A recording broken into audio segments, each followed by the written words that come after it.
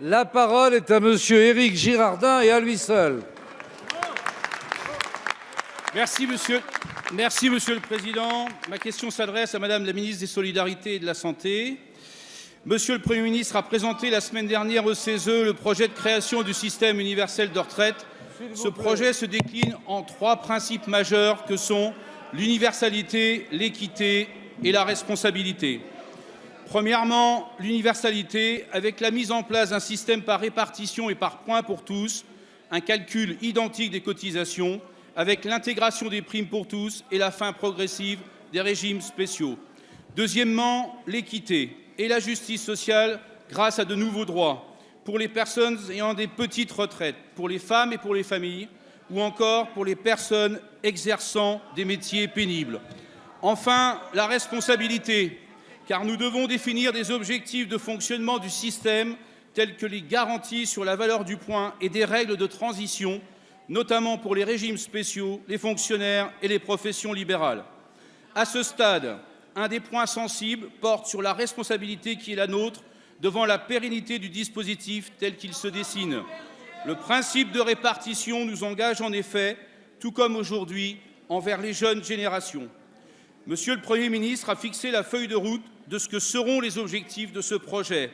Il revient désormais à la future gouvernance, celle des partenaires sociaux, sous le contrôle du Parlement, d'en décliner la stratégie de moyens pour les atteindre.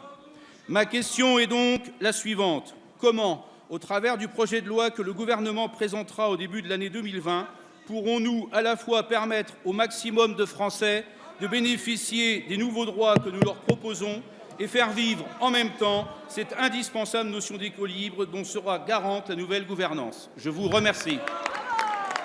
Merci, monsieur le député. La parole est à Madame Agnès Buzyn, ministre des Solidarités et de la Santé. Merci, Monsieur le Président.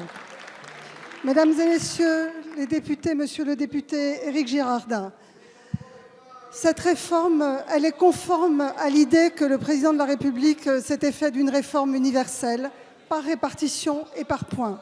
La promesse qu'il avait faite aux Français d'avoir un système plus robuste, qui s'applique à tous, plus juste, avec de l'équité pour compenser un certain nombre d'inégalités aujourd'hui, et plus simple pour que tous les Français sachent quelle retraite il pourra avoir tout au long de sa carrière. C'est donc un système universel par répartition et par points qui vous est proposé, une réforme cohérente et de justice.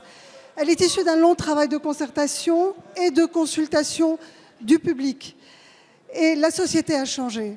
La société a changé. Elle nécessite que nous repensions notre système de retraite parce qu'il y a de nouveaux parcours de vie. Les familles ont changé, les métiers ont changé, la démographie n'est pas ce qu'elle était il y a quelques années. Et donc ce projet propose de nouveaux droits. Ces nouveaux droits, ce sont de nouveaux droits familiaux. C'est le minimum contributif. C'est l'annulation de la décote, notamment pour ceux qui n'ont pas suffisamment de trimestres et qui continuent de travailler jusqu'à 67 ans. Alors oui, nous prenons nos responsabilités et dans la loi, il sera inscrit qu'il nécessite un équilibre. Cet équilibre, nous proposons qu'il repose sur un âge pivot. Cet âge pivot, c'est un moyen pour financer le système de retraite.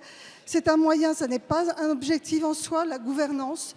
La gouvernance des partenaires sociaux sera en responsabilité d'assurer la pérennité du système et son équilibre. Mais le gouvernement prend ses responsabilités et cette réforme devra être financée pour que nous ne laissions pas la dette à nos enfants et à nos petits-enfants. Je vous remercie. Merci.